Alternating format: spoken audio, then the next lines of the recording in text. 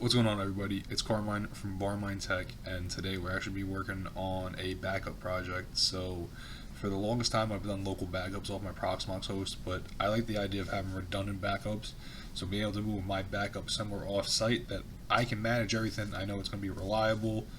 For the most part, I can manage everything, but to have my backups somewhere off site where I could have them protected and be able to pull them if I need them is something that's really important to me, because in the case that I'd say I lose all my backup files or I have a catastrophic failure in my home lab, at least I have files that I can rebuild off of, and that's what's really a good idea to have. So today we're going to work on moving our backups from our local machine, from our Proxmox host, onto a VPS. That's what I'm going to be using. I have a backup VPS that I've been using, and I'm going to work as that's my spot to move all my files to keep them secure and have them in the case that I need a backup.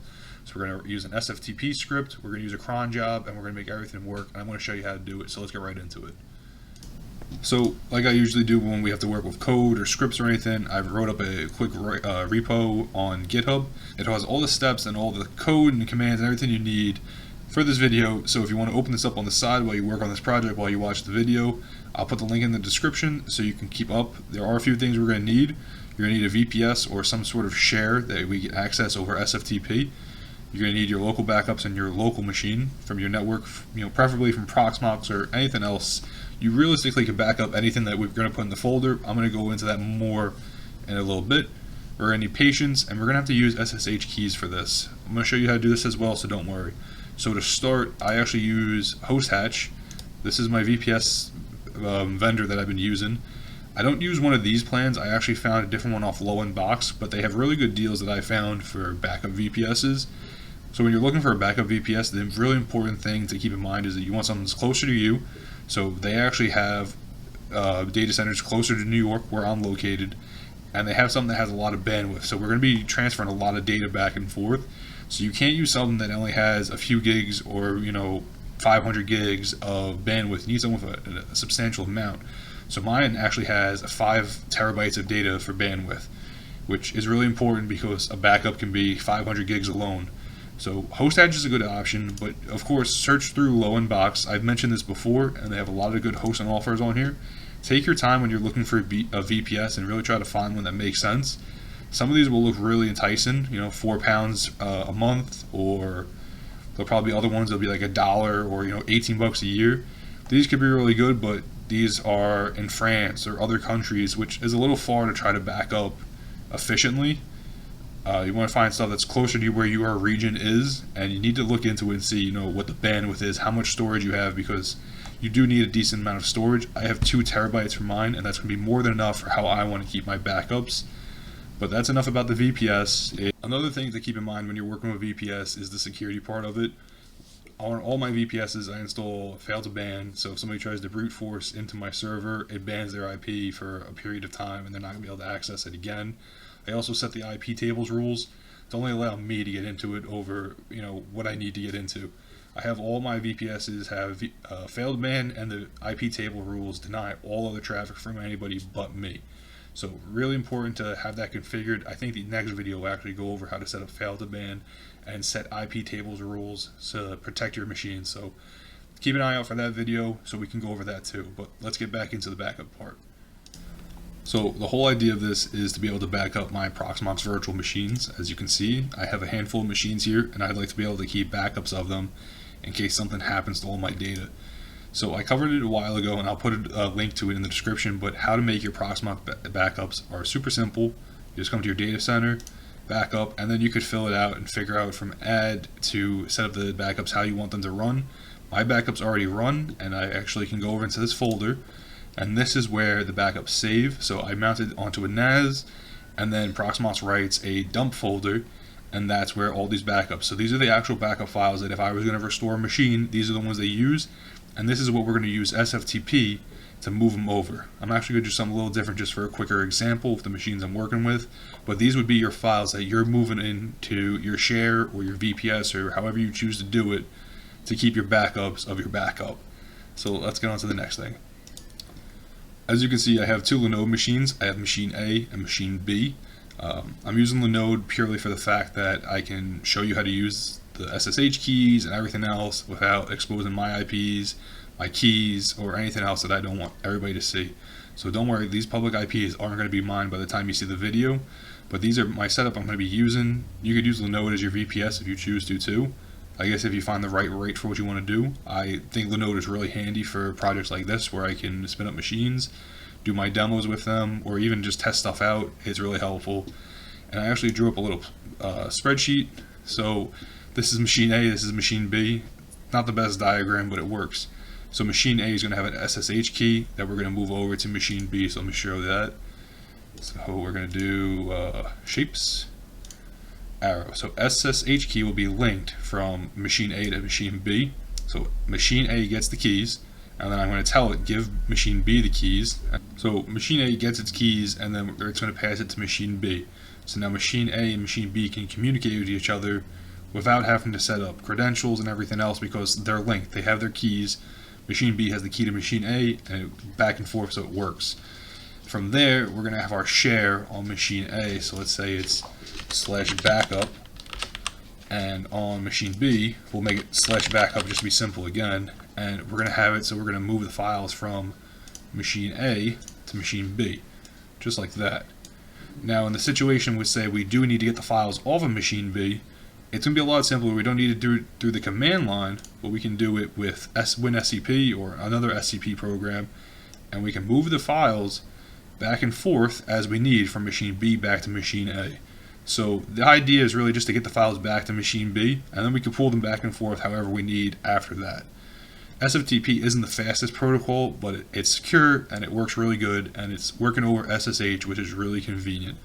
I tried working with different Docker containers and different solutions, and they're just too complex, and I wanted to make it nice and simple so it's easy for everybody in their home lab to use it. So that's enough of this. This is just a quick diagram. We might go back to this a couple times, but let's start on actually going through the machines. So this is going to be machine A, and in here we're actually going to make the backup directory. So now, like I said, if you're backing up your Proxmox backups, it's going to be in that /dump folder, but I don't have that, so I'm going to simulate something different. So let's get into here. We're going to do that. So I'm already in /root, so I want to cd one more time, and I'm in the / directory. I like to use the / directory because it's just super simple and it works. So we're going to do make dir backup. Just kidding. Make dir backup. So now I have /backup, so I can do chmod 777 backup. Now I just like to do this so it has all the permissions so we don't run into any issues. So I'm just going to clear that, and then we're going to start making the SSH key. So over here you can see the first step is to generate the SSH key, and it's super simple. So we're just going to do SSH tac keygen tac t RSA. So we're going to use the RSA cipher to make our key. We're going to enter. It's going to make the key, and it's going to have the which directory we want to use it with. So make sure you write that down. So I'm going to do that real quick. So you see we have my little notepad, and it comes in really handy when you need it. So we're going to hit enter, and that's going to be the default. And I'm just going to write that in so I have it. So it's using /root /.sshd /id RSA. So that is the private key. The public key is going to be in the same directory. It's going to be id_rsa.pub. So then the next thing is if I want to do a passphrase, I don't, so I'm just going to leave it empty. We're going to leave it empty again. It's going to give us our image, and then our keys have been made. So if I cd into that directory, and then I ls it, you can see I have my public key and my private key. So now the next step is we're going to copy the keys over to the other machine. So I do have my other machine. If I come into linode, you can see this is the machine B. That's where we're going to be copying the keys to. So we're going to use this command right here. We're going to do SSH. We're going to do SSH tac copy tac ID, and it's going to be the username at that machine. So my username is root at, and we're going to grab the IP address. So you would grab the IP address of your machine B. We're going to paste it, and I'm going to click enter, and then you see it's going to say, are we sure it has the right footprint? If you're using the IPs for your machine, I don't see why it shouldn't be. We're going to type in yes, and then it pushed it over. So now we're going to test it by doing SSH sorry, you gotta do the password. So we're just gonna put in our password for that machine. And it took a second, but took my password, but now it says that we can SSH into that machine. So one thing to keep in mind, if you do change your SSH port, you would need to do SSH TAC-P, the port. So if you change it to, I don't know, 5, you would do that, and then you would do the username at the IP address. But if you still have your SSH port 22, not the best idea on public machines, but that's up to you. So then you would just do root at the IP. And now you can see I just SSH'd into my other machine. So we're going to exit out of that. The keys are linked, and that means that they can SSH across from each other without having to enter a password. So super helpful, and that's what we're going to need for this project. And in case you're wondering, you would just have to do the fingerprint the other way, and you can SSH into the boxes either way now with the keys. So it does work that way.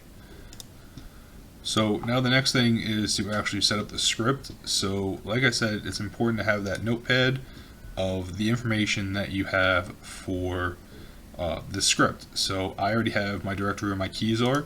And now the only other thing I do need is my IP addresses. So I just don't have to keep flipping back and forth. So machine B is 172.104.7.200. And mine are set at 22, so I don't really need to change that right now, but that's okay. So I have my information, so now we're ready to start filling out the script. So if I come over here, I actually do have my script. It's all in here, and you can just copy it right out, or you could highlight it and do it however you want. I also have it in its own file, so you can come over to backup.sh, and it has the same thing in there if you have an issue copying it. But we're going to start working with this. So I'm going to do that, and then I'm going to cd back to my home/root directory. Now we're back, and then we just do dir, and we're there. So we'll do clear, because I'm /root, that's why it's not showing anything. So we'll just do it here. Actually, I might go back and just do it in my slash. So we have the other one there, so it just works out fine. So we're going to make the file, so we're going to do nano, and we're going to call it backup.sh, and by making it .sh makes it so it can be a shell script. I'm going to do that, and then I'm going to paste in my information. So we're going to bring back up our notepad, and remember, so we have our information here, and we're going to use this to fill in the information over here. So a source directory, so this would be the directory on machine A, on the machine of the files we're trying to move. So we're going to come over here, and these are all variables, so make sure you keep the quotes, but we're going to need slash backup, so that's the home directory. The username on machine B, so that's your VPS of the machine you're trying to transfer the files to. Machine B's IP address, so I'm going to come over here and grab that. And we'll paste that in here. And this script is set up so if you use a different port other than 22, you can specify it. If you still use 22, you still need to specify it. And then where our private key is. So remember, we pasted that into here. So we're trying to copy that, and this is the private key off of machine A, because remember, those are the keys we made. So we'll just do that, and we paste it in. So now we filled in all the variables on this machine in the script, and I'll just go through the rest of the script. To write the script, I use ChatGPT. It's super helpful, and it works out. I did have to modify it a little bit, but I got the baseline because I'm not the best shell scripter. I had the script so it takes the files from machine A to machine B, and it puts it in the /backup directory or whatever directory you specify. But in that directory, it's going to make a new folder in there with the date of the day the backup runs. So like today is the 24th of August, so it's going to make the folder that it puts in there 082324. I think that's the format it uses. But that's how it's going to make the directories and the folders. So that's how it actually works. So it's going to move it into there, make the dates, and then it's going to pull the SFTP command, use the keys, the ports, all the user information. It's going to push it to the remote directory, and then it's going to loop through to pull all the files. So whatever is in that folder, you hold it in the source. That's everything that's going to be pushed over there. So make sure whatever is in there is what you actually want to get moved over. So now that we have our whole script all filled in and everything's ready to run, we're actually ready to move on to the next step, and that's test it out. So I'm going to control exit, and I'm going to save, hit yes, So now that our script is made, we just need to make it executable. So you can see I have my backup.sh script, so we're going to do sudo chmod +x backup.sh. So this is going to make the script so it's executable. So if I do ls-l, you can see over here is our script, and now it shows up green, and you see it's executable. So that means now it can actually be ran as a script. So I'm going to clear this. I'm going to cd into my backup directory, and you see it's empty. So I'm going to touch a file. I'll just touch test. So now if I do it, now there's a test file in here. So if I SFTP and I run the script, it'll move that file into the other machine. So we'll go back, we'll clear this. You can see my script is still here and it's in green because it's executable. So we're going to do sudo /backup.sh. I had a little oopsie in my script. I seem to mess up a couple of variables, but I fixed it. So make sure that if you followed me before, that your SSH private key is your key and the destination backup is your backup file. So I had them flip-flopped, but I fixed that. So I kind of got ahead of myself without going over the GitHub write-up, but I chmodded the file so it's executable, and then now we're ready to run it. So I can do sudo /backup.sh, and it gives an error. I'm not sure why, but it does work. It's able to connect, and I'm going to show you now if I go to the other machine. So now this is machine B. I'm in that directory. I can do ls that, and then I cd into that file, and there's my test file. So this was my file. As you can see, here's my test file on machine A, and here it is on machine B. So we just moved our files over quickly. Now keep in mind that this test file is small, and your backup files are probably large, so they're probably at least 50 to 75 or even bigger gigabytes. I did one before, and it was about a 300 gigabyte machine, and it took about 12 hours because SFTP isn't fast, and it only worked at about 4.5 megabytes. But it got everything there securely, and that's more what I care about than the transfer speed. If you want to use something different like SCP or some other protocol, you sure can. You can modify the script how what works for you, but this is what I worked with, and it works for me. So now we have it working. We know the script works. So the only thing left is to schedule the cron job, and to do that it's really simple. So we just do cron tab tech e, and we can just use the example for now, and it would use a similar format to this.